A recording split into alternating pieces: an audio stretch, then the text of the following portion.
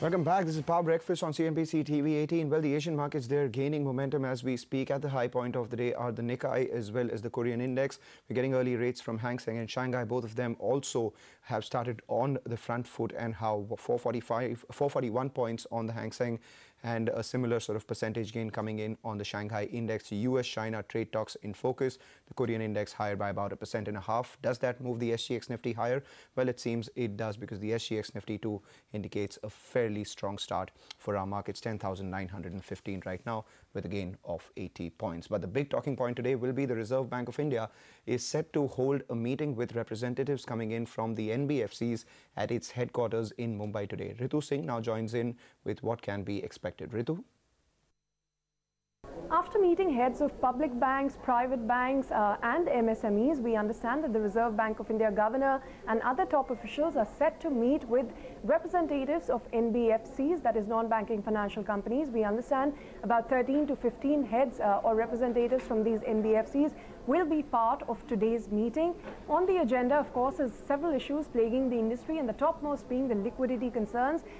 From the NBFC heads that we've been able to speak to, we understand that these heads do want more avenues for liquidity to be opened up by the Reserve Bank of India, so that banks are not the only source that NBFCs have to go to raise capital.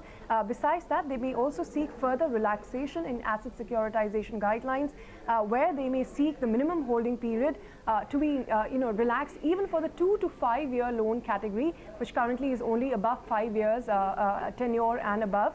They may also bring up the funding of SMEs through mudras, in which NBFCs play an important role. And lastly, they also will seek the creation of a regular platform for dialogues between the NBFCs and other bodies, including the Reserve Bank of India, along the lines of what we have for banks in the form of IBA or for the mutual fund industry. So these are largely the demands that the NBFCs are likely to put forward. Of course, the outcome will be known after that meeting, and we'll keep you posted.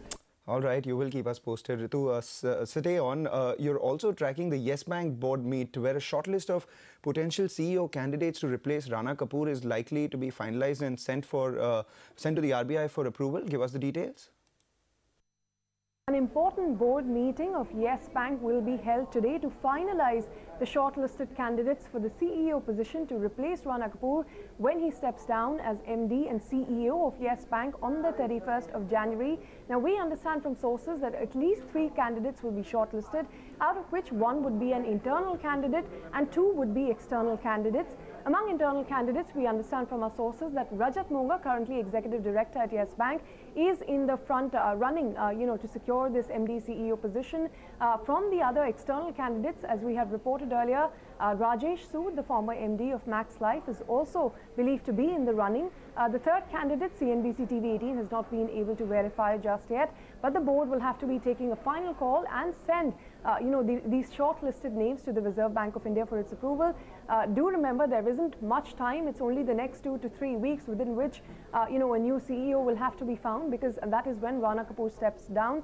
So it will be important to watch out for if RBI actually sends a name back before the end of that time, and what happens if a new CEO is not shortlisted by the time Rana Kapoor steps down as MD and CEO. Also, it's possible that the board may recommend a new director to take up the strength following the recent resignations from the board. The current strength of the board is 8, and the bank is looking to add 1 more director to take the final or the total strength of the board up to 9. Okay, Ritu, thank you so much for that. We'll let you go on that note. But one more financial that will be in focus today is IndusInd Bank, because it reports the Q3 numbers. We'll get you the expectations on the other side.